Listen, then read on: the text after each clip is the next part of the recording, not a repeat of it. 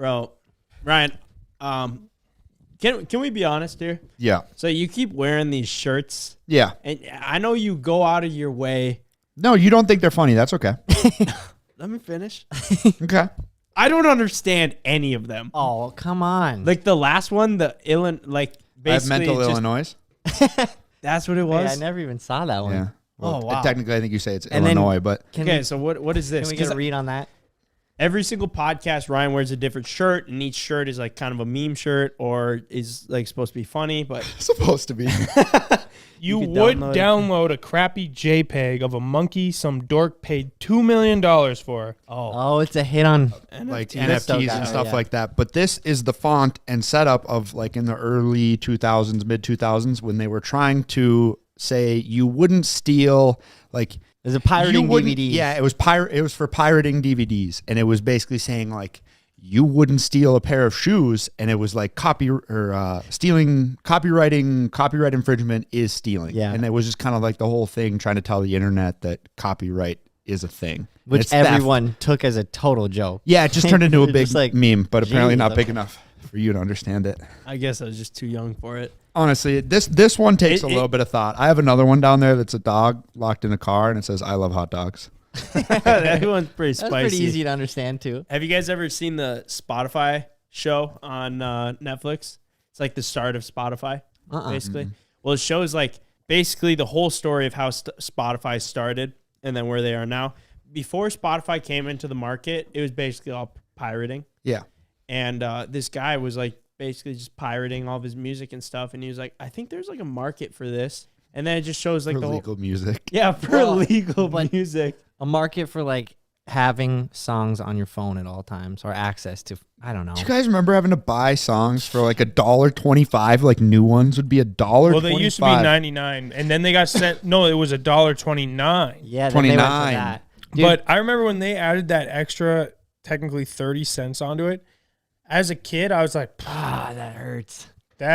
that's too much. yeah, that's kind of when you like That stop. is too much. And then you had to find alternative ways. Like You LimeWire. had to resort to stealing. Yeah. No, LimeWire was long gone. Yeah, it was a little. I Really? used it a bit. Like but that was long gone prior to them changing the Right. rate Oh, of buying a song on Apple Music. But dude, listening to iTunes or just music in general, and when you had to pay individually for the song, it was like you would really put a lot of thought into it. At least I would. I That's was true. like, do I really like this song? Yeah. Will I like this song in a week? Like A year, you yeah. put a lot of thought in. You're like 99 cents for the song, and now things are different. Debatably, Thankfully. the best they've ever been, the most balanced. With obviously you pay a Do subscription. you think it's more lucrative now? Like the artists are making more Yes. money now? Yeah. I saw I don't something on know. this. Yeah. I don't know They have to be. because I'm downloading a lot more than 10 songs a month, and Yeah. like that'd be technically $10 back in the day of 99-cent songs. They aren't. But No, there's no way. They're not making money streaming. They should I be. mean, they doing- are, but They used yeah, to do not a CDs lot. prior to that, and that had to have been lucrative. CDs? Yeah. CDs, records. before that, Ben, there was records. Yep. They Somewhere ha- in between yeah. that, there was like There eight was tracks. tapes. And I Yeah. guess with CD sales, you gotta buy the whole. Yeah. It was like shebang. otherwise you just had to listen to the radio and you know you hope for that song to come on, but I mean realistically I would imagine that and they're still probably making a shit ton of money, probably less money a day. Don't quote me because I really don't know, but that's what I would imagine. So back in 1980, artists were making around like $15 billion off of the 8-track vinyl and cassettes. Wow. It goes through a dip up until about the 1990s when cassette comes in and takes it over and brings it back up. Then CD kind of starts filling this chart. And then Napster peaks it in like 1999 at $22.7 billion of revenue. And this is not adjusted for inflation, I don't believe so. Huh.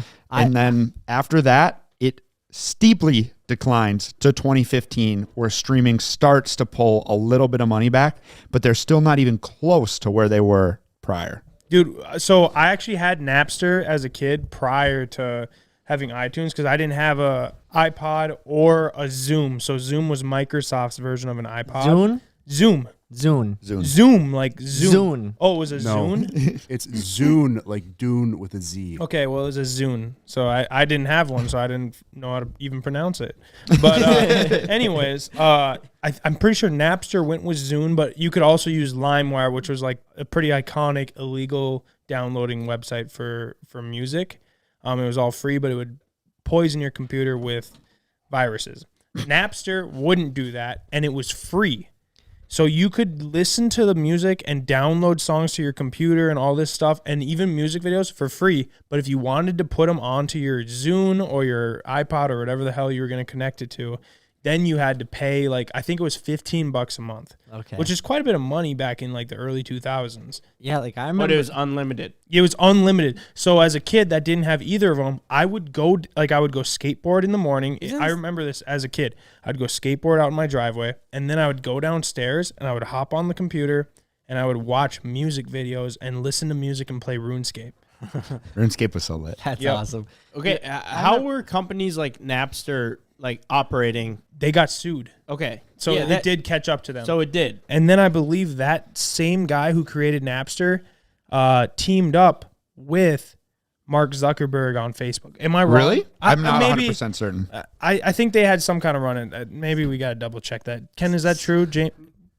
Is Ken that, just goes, I'm actually looking at something else. But Ken, Okay. was the guy that created Napster and Mark Zuckerberg, the creator of Facebook, did they No have idea. some? There was an interaction. I thought even in the movie on Mark Zuckerberg, they meet, and I thought they did some kind of business together. I'm not the person. Or does to he ask. pass up on You it? are the person. You are that the Well, has- person. you're ask. Jamie, so look it up.